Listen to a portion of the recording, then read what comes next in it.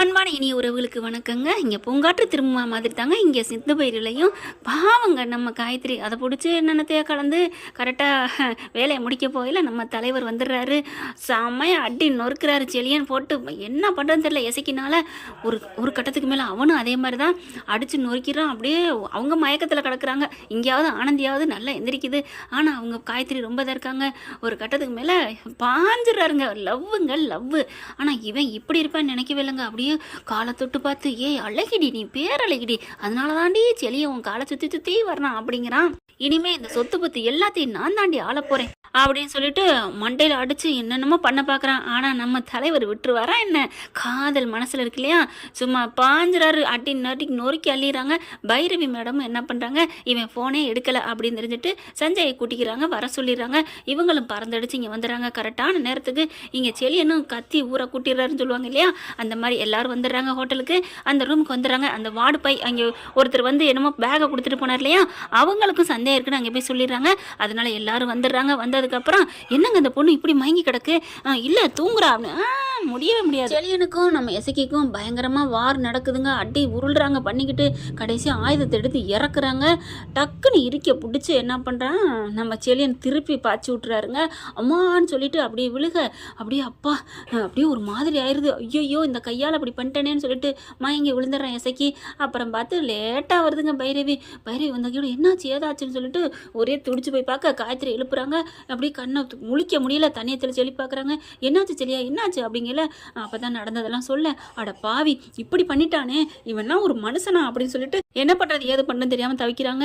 இங்கே பாரு இவனுக்கு உசுர் இருக்கா என்னன்னு தெரியலையே அப்படின்னு சொல்லிட்டு சரி சஞ்சயை வர சொல்லுவோமா அப்படின்னு சஞ்சயை வர சொல்கிறாங்க. கால் பண்ணுறாங்க. இல்லை வேணாம் அதெல்லாம் சொல்ல வேணாம் அப்படிங்கிறாங்க. ஏன்? இல்லை பயமாக இருக்குது, அவர் ஏதாவது பண்ணிட்டா. அதெல்லாம் என் ஃப்ரெண்டு தான்.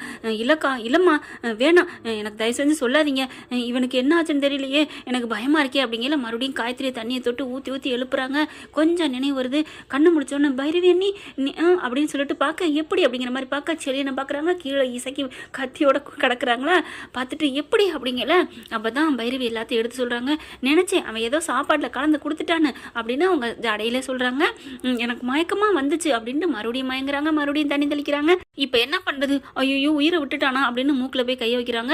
அப்படியே பைரவிக்கு அப்பாடா கொஞ்சம் உயிர் இருக்குது, நம்ம ஹாஸ்பிட்டலுக்கு ஊற்றிட்டு போவோம் அப்படின்னு சொல்லிட்டு ஹாஸ்பிட்டலுக்கு தூக்குறாங்க. அதுக்குள்ள அவங்க என்ன பண்ணுறாங்க, சுதாரிச்சுட்டு யார்ட்டையும் சொல்லிடாதீங்க நாங்கள் ஹாஸ்பிட்டல் கொண்டு போகிறோன்னு பைரவியும் இங்கே செளியனும் காயத்ரியும் சொல்ல, மேடம் நீங்கள் யார்ட்டையும் சொல்லாமல் போங்க, இல்லைன்னா இந்த ஹோட்டலுக்கு யாரும் வரமாட்டாங்க இந்த லாட்ஜுக்கு, அதனால் நாங்களும் யார்ட்டையும் சொல்ல நீங்களும் சொல்ல வேணாம் அப்படின்றாங்க. ஓகே அப்படின்னு சொல்லிட்டு அங்கேருந்து கொண்டு போயிடறாங்க. ஆஸ்பத்திரியில் கொண்டே வச்சிடறாங்க. ஆனால் பைரவிக்கு செம்ம கோவம் வருதுங்க. வீட்டுக்கும் கால் பண்ணி சொல்லிடுறாங்க. அடுத்து பார்த்தீங்கன்னா சிவாவும் சிந்தும் அலறி அடித்து ஓடி வர்றாங்க. ஆஸ்பத்திரிக்கு போகிறாங்க. என்னாச்சு ஏதாச்சுன்னு பார்க்கல. செளியன் வந்து பயத்தோட நடுக்கத்தோடு இருக்காங்க. ஒன்றும் ஆகாது கவலைப்படாதீங்க, காயத்ரிக்கு தெளிவு வந்துடுது. ஏன்னா இப்படி நடந்தால் யாருக்கு தாங்க தெளிவு வராது. ஆனால் இசைக்கு வைத்தியம் பார்க்க சொல்கிறாங்க. ஐயோ இப்படி ஆச்சானு மகா இருந்துட்டு என் தம்பி என்னடா பண்ணீங்க என்ன பண்ணீங்க அப்படிங்கல.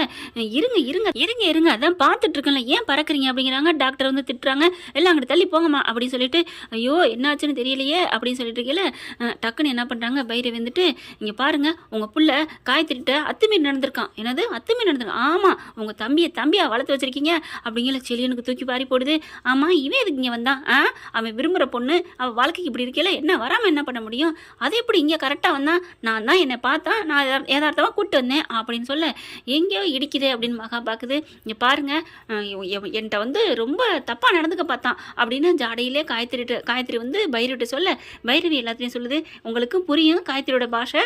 இவன் வந்து தப்பாக பண்ணதுனால இவன் வந்து தடுத்து பார்த்துருக்கா, மீறி ரொம்ப பண்ணவும் இவன் இந்த மாதிரி பண்ணிட்டா அப்படின்னு தனக்கு தானே பழிய போட்டுக்கிறாங்க நம்ம காயத்ரி. அதாவது செளியனை காப்பாற்றுறாங்களாம். அதனால மகானால் ஒன்றும் பண்ண முடியலை, அவன் கண்ணை முழிக்கட்டும் அப்புறம் வச்சுக்கிறேன் உங்களுக்கு கச்சேரி அப்படின்னுட்டு இருக்காங்க.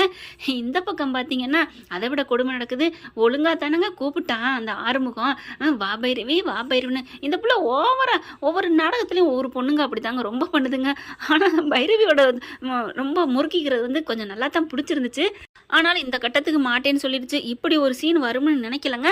ஆறுமுகம் அந்த அந்த ஒரு கிராமத்துக்கு போகிறாங்க. அங்கே பழி போடணும் அப்படிங்கிறக்காண்டி வேணுக்குனே பழியை போட்டு ஒரு பொண்ணு கூட இருக்கிற மாதிரியும் அதை தகவலை சொல்லிடுறாங்க. அலறி அடிச்சுட்டு எல்லாரும் உங்கள் பையன் இந்த மாதிரி வந்து கடந்துட்டான்னு சொன்னோன்னே என் பிள்ளை அப்படிலாம் இருக்க மாட்டான்னு அன்னபூர்ணி சொல்கிறாங்க.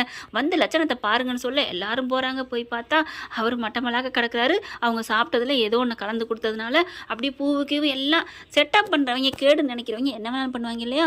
ஆர்மம் எந்திரா அப்படின்னு கத்துறாங்க. அன்னபூர்ணி கண்ணை முடிச்சு பார்க்குறாரு. என்ன எப்படி இங்கே வந்தேன் அப்படிங்கிற மாதிரி. இப்படி பாவி என் பேரை கெடுத்துட்டியா அப்படின்னு கத்துறாங்க. அம்மா நான் எந்த தப்பும் பண்ணலம்மா அப்படின்னு எவ்வளோ அழுது கெஞ்சுறாங்க. ஆனால் கையங்களமாக மாட்டிட்டாங்க இல்லையா. கண்ணால் காங்கிறது பொய்ன்னு சொல்கிறது இதுதாங்க. தீர விசாரிக்கணும். ஆனால் கண்டிப்பாக பைரவி நம்பவே மாட்டாங்க. தீர விசாரிப்பாங்க. புருஷன் மேலே எந்த தப்பு இல்லைங்கிறத நிரூபிப்பாங்க. என்ன ஃப்ரெண்ட்ஸ், ஓகேவா? தேங்க்யூ. இந்த வீடியோ உங்களுக்கு பிடிச்சிருந்தா தயவு செய்து லைக் பண்ணுங்க. இன்னும் அப்டேட்ஸ்க்காக சேனலை சப்ஸ்கிரைப் பண்ண மறக்காதீங்க. நம்ம கிட்ட இருக்க எல்லா சேனல்ஸோட லேட்டஸ்ட் வீடியோ அப்டேட்ஸ்க்காக மேல ரைட் சைடுல காட்டுற லிங்கை கிளிக் பண்ணி வாட்ஸ்அப் குரூப்ல ஜாயின் பண்ணுங்க. உங்களிடம் விடைபெறுவது நான் உங்கள் மெஹர்.